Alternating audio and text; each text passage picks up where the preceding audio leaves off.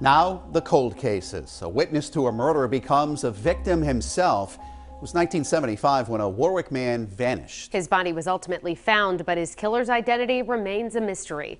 12 News reporter Kim Kalunian joins us now with the story of Henry Reeves.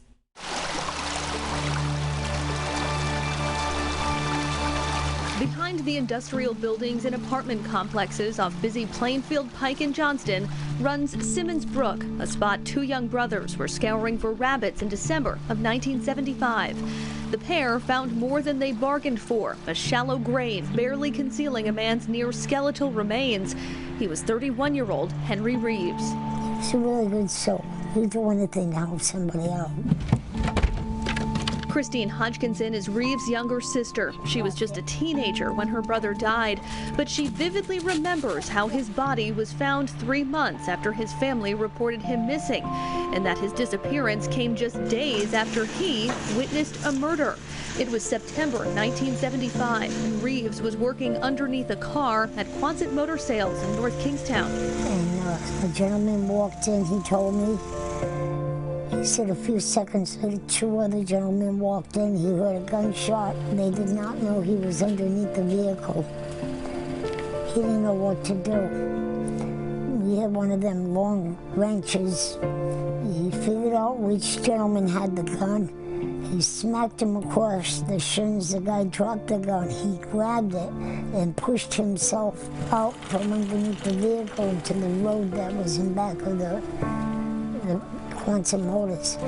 He ran and jumped in his van with the gun, and so they wouldn't shoot at me. He didn't know what else to do. He was at the wrong place at the wrong time. Media reports from the time show 5 people were ultimately charged in connection with the death of that man, a Cranston car dealer named John Roderick. One of the suspects never made it to trial. He was found strangled inside his jail cell. His death ruled a homicide. Others were adjudicated. Some had ties to organized crime.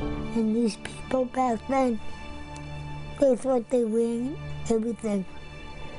What they didn't realize is they were ruining people's lives. Reeves disappeared just days after that murder at the auto body shop. An autopsy revealed he had been shot from behind 4 times.